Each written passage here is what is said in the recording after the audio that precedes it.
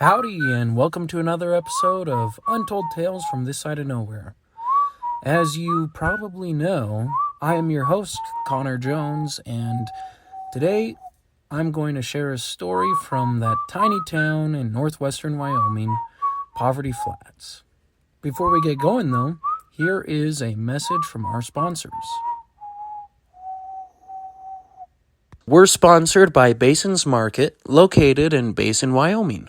Basins Market is your destination for groceries, fresh produce, and the best meat department in the Bighorn Basin. Come in and sample their wide selection of products Monday through Saturday from 7 a.m. to 8 p.m. and Sundays from 9 a.m. to 8 p.m. We are also sponsored by the Wyoming Welcome Program. The Wyoming Welcome Program offers two services to local businesses: Table Talk and the Wyoming Welcome Baskets. Wyoming Welcome Baskets are filled with promotional items for local businesses and distributed to new move-ins to the Bighorn Basin. Table Talk brochures include jokes, facts about the state of Wyoming, the month's holidays, and advertisements from our local businesses. These brochures are placed on restaurant tables in Cody and Powell for diners to peruse. So if you'd like to get your business name out there, please contact the folks at the Wyoming Welcome Program by shooting an email to Haley J, that's HALEYJ, at wyomingwelcome.com. Do you have a noxious weed problem? The team at 307 Pest Management can help. We offer residential and commercial noxious weed management that is safe and affordable. Whether you have a parking lot, a yard, or some production land that needs treated for noxious weeds, 307 Pest Management is ready to help get your weeds under control. Give them a call today for a free quote at 307-250-0614 or send an email to 307pestmanagement@gmail.com. Well, today is the first day, the first track meet for the middle school track team. This week, and then we had spring break the week before that. We've been practicing, and the weather has been really nice.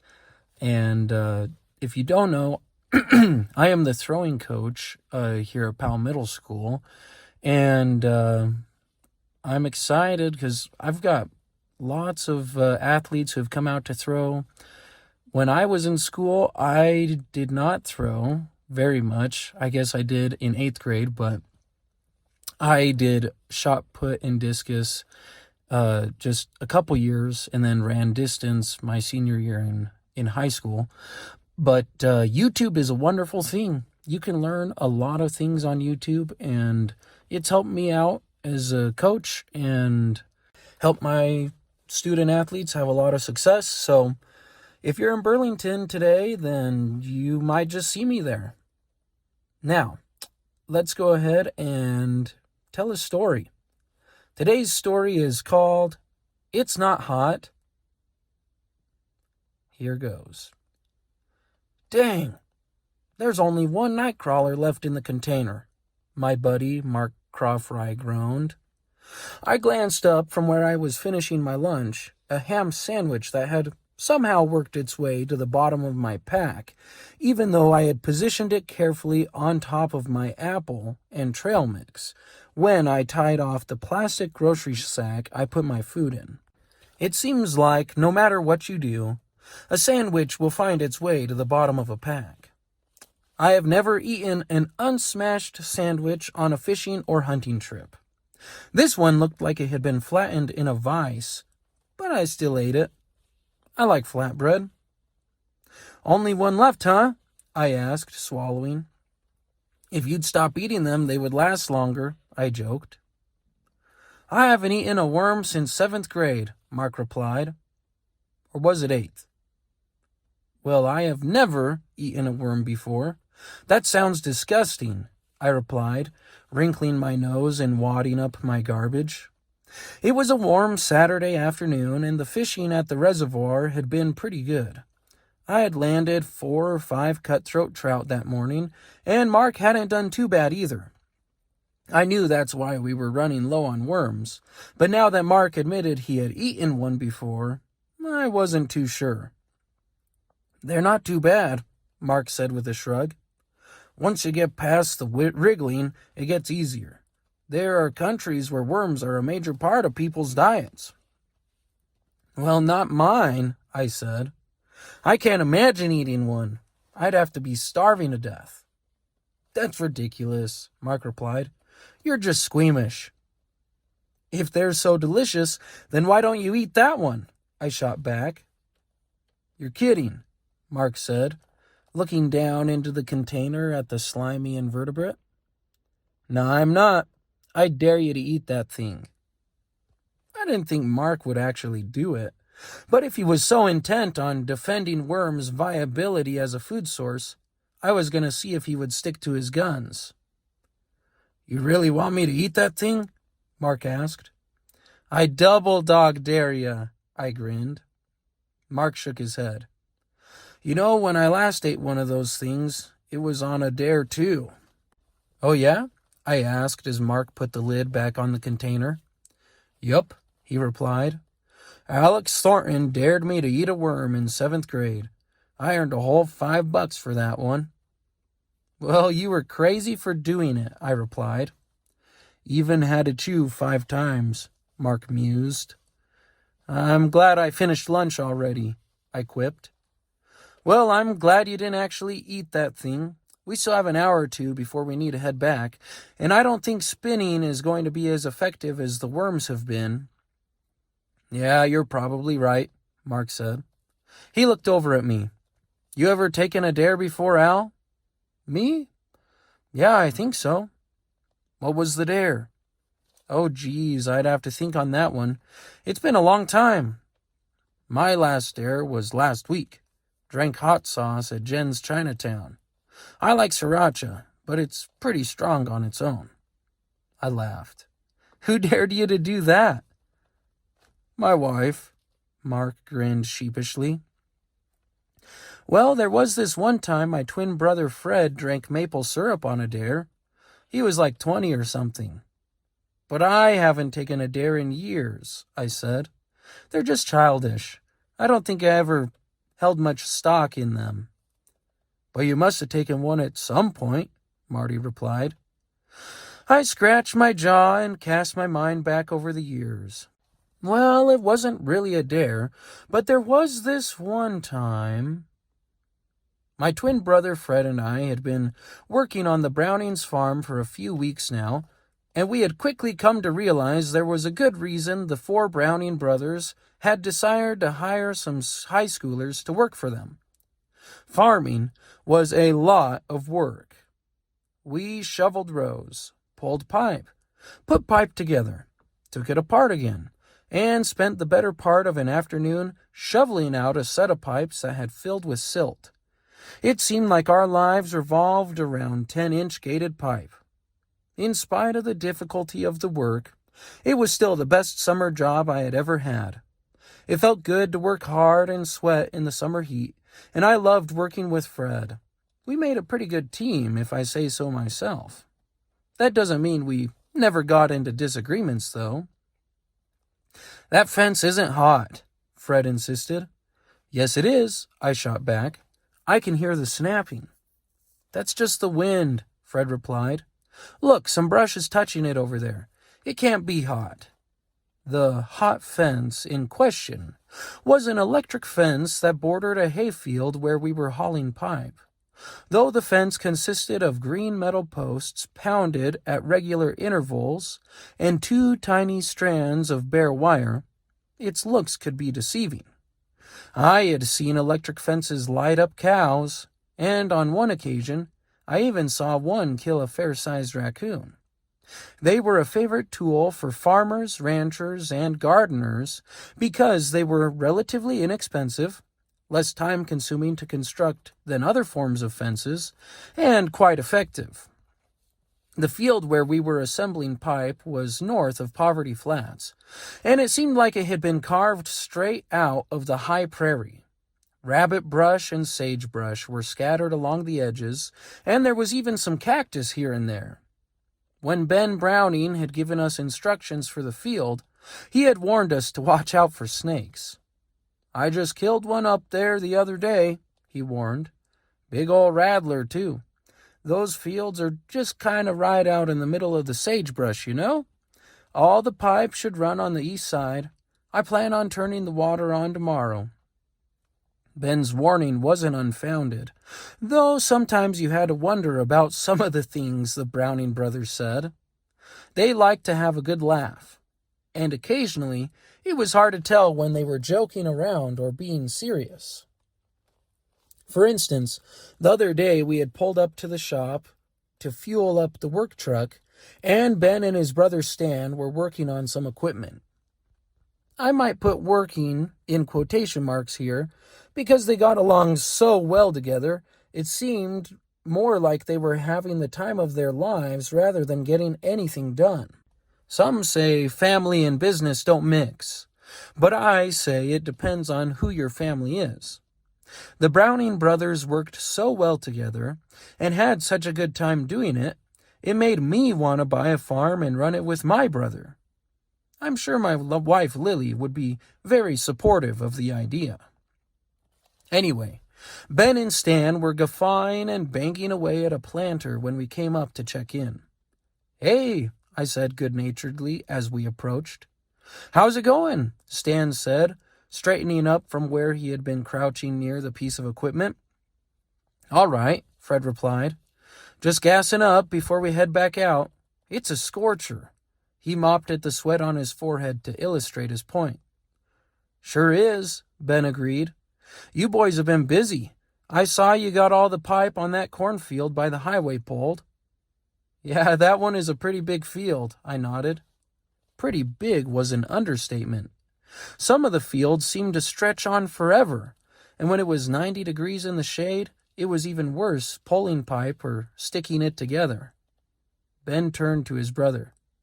"Stan, we should look at getting a pivot put on that one. What do you think?" "I don't know," Stan said, rubbing his chin. "If we put a pivot in there, what would these boys have to do? They'd be out of a job." Both brothers laughed, and Fred and I couldn't help joining in. "You need to have three-phase electricity to install a pivot anyways, don't you?" Fred asked. He liked to talk shop with the Brownings, especially about mechanic work. He loved tinkering with cars and equipment, and the Brownings knew more about the inner workings of a tractor than most people in the Bighorn Basin. Pivots were a new topic, though, and I was interested too. "Yeah, you do," Stan nodded. "We have a good setup over by the baseball fields, but we're not quite there on that cornfield." "Do you install the pivots yourselves?" I asked. "Nah," Stan grinned. "They wouldn't let us. Something about needing an electrician to avoid getting fried. If they let Ben work with electricity, he'd probably end up toasted." Ben shook his head. "The irrigation company usually handles setup. They'll even send out a technician to troubleshoot things if a pivot stops turning." "Yeah, there was that one guy, a short Mexican, and he was good at what he did. He tested fuses with his bare fingers," Stan piped up. "What?" I asked in disbelief. "He tested fuses on a pivot with his fingers? Wouldn't that fry you?" "If you didn't do it right." Stan grinned.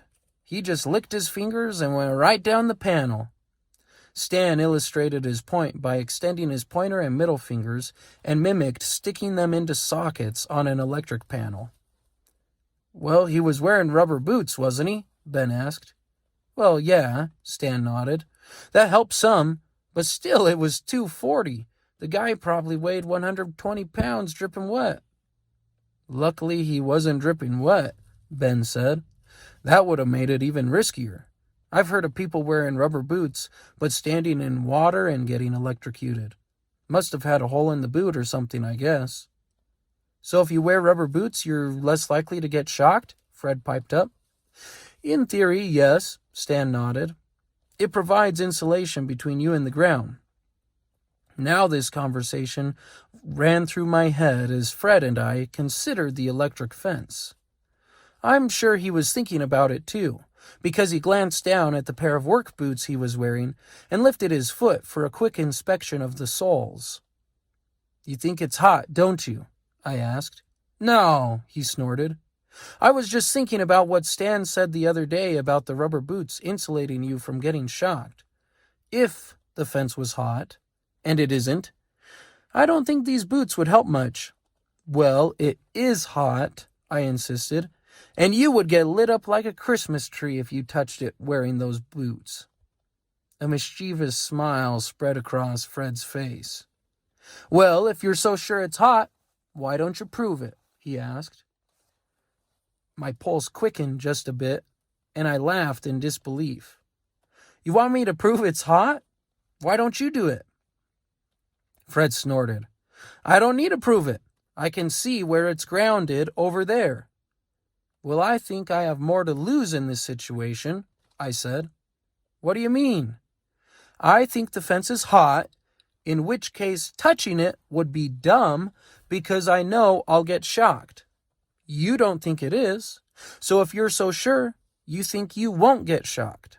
If you're right, no shock. If I'm right, and I am, I'm willingly getting shocked. If I'm wrong, then I look dumb. It's a lose for me every time," I explained. "Okay," Fred said slowly. "Well, why don't we just both touch it at the same time?" "I don't want to touch it. I know I'm going to get shocked," I said, holding up my hands defensively. A hot breeze played with the hay in the field, rippling across it, and the branches of a nearby rabbit brush swayed lazily. Fred's sweat-soaked shirt hung loosely from his fit frame, and he wiped at his brow while he chuckled. "You don't have anything to worry about," he finally said in what he probably thought was a reassuring tone. "Do too," I said emphatically. "Well, there really is only one way to find out. We don't have a voltmeter, and it's not like we can just throw a stick at it. Besides, these things aren't set that high. No farmer is going to crank up an electric fence so high it kills his cows. It'll just give us a little zap. Except that it won't, because it's grounded by that brush over there." I shook my head. I couldn't believe I was even considering this. But anyone who knows twin brothers is aware that arguments can last for days, and there are few things more important than being right. "Okay," I huffed. "Even though I know I'm about to get shocked, if it's the only way to prove it to you, I'll grab the fence too." Fred grinned. "All right, but you honestly don't have anything to worry about. It's not hot." Now my heart was really starting to pound. It's not like I was actually afraid to touch the fence, but all my past experiences with getting shocked must have lined up in my brain so I could remember each one of them and the tingling sensation of getting zapped with electricity. Fred suddenly looked a bit nervous himself, even though he was so sure the fence wasn't in working order. We both approached the fence and raised our hands in front of us, extending them towards the top wire. It was thin, probably 14 gauge, and it ran through those little yellow brackets fixed to green steel posts. "This is so dumb," I thought to myself. "You're getting shocked right now." Fred glanced over at me and flashed a grin. "Ready?" he asked. "On the count of 3. I nodded and took a deep breath in an effort to calm my racing heart. 1, Fred said, a little excitement in his voice. I shifted my weight back and forth from one foot to the other. 2. The wire danced in the breeze, right in front of my outstretched hands. I could swear I heard the unmistakable popping of a live electric fence. 3. "So you both just grabbed the fence?" Mark asked, his eyebrows raised. "Sounds pretty dumb to me." He rolled a piece of grass between his fingers absent-mindedly, his eyes fixed on me as he listened to the story.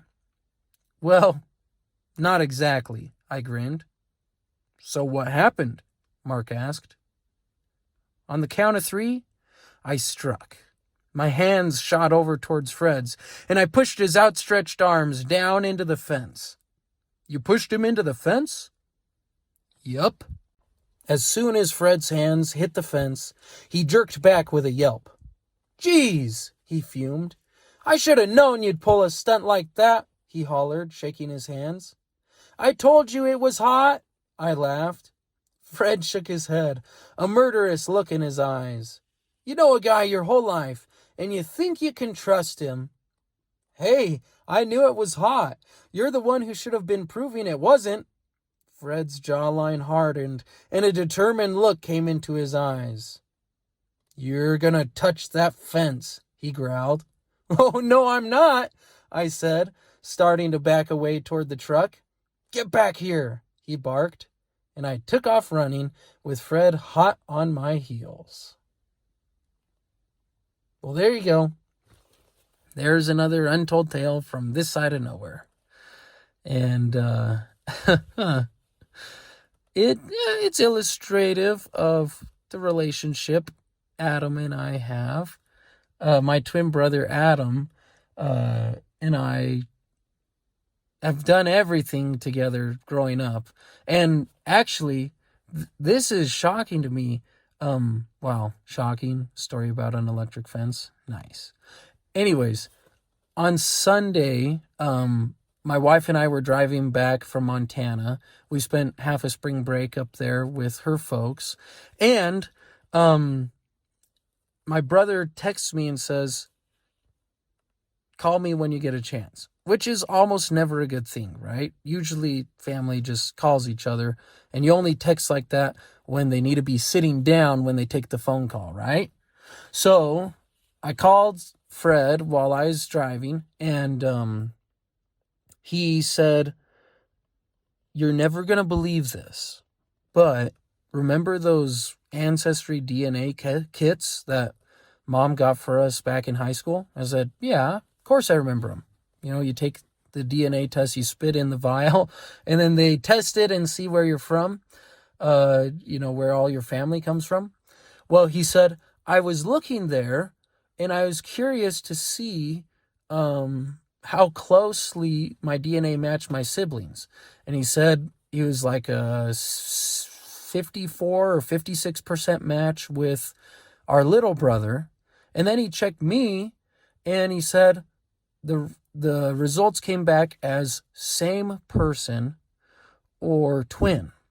And I said, okay, well, yeah, we're twins. What does that mean? Well, he said, I did some research, and it means we are identical twins. And now, my entire life, Adam and I have been telling people that we are not identical because I'm right-handed and he's left-handed. I have a cowlick on the left side of my head and his is on the right. And so we don't look identical. We're very similar, but we haven't thought that we are identical. But he said, no, this means we are identical twins. And I said, well, we've always told people we were mere twins because that's what it means, right? The right hand and left hand, calyx on different sides. And he said, well, it turns out that mere twins are a form of identical twins. And the only way that you could tell whether we are identical would be with a DNA test. Because even though there were two separate placentas, which is why the doctors said we were not identical, you can still be identical twins and have two separate placentas. It happens about like 30% of the time. And then mere twins only happen in about 25 to 30% of identical twins. So, long story short, Fred and I, Adam and I, have been identical our entire lives, and we didn't know it. So, here's a story about being a twin and a revelation about being an identical twin, all in one episode. So, if you're an identical twin and you didn't know it, then let me know. You can respond on Facebook when this episode drops or shoot me an email at untoldtalesthepodcast@gmail.com. As always, This has been another episode of Untold Tales from This Side of Nowhere, where we work twice as hard for half as much, and still find time for the important things, like fishing. See you next time, folks.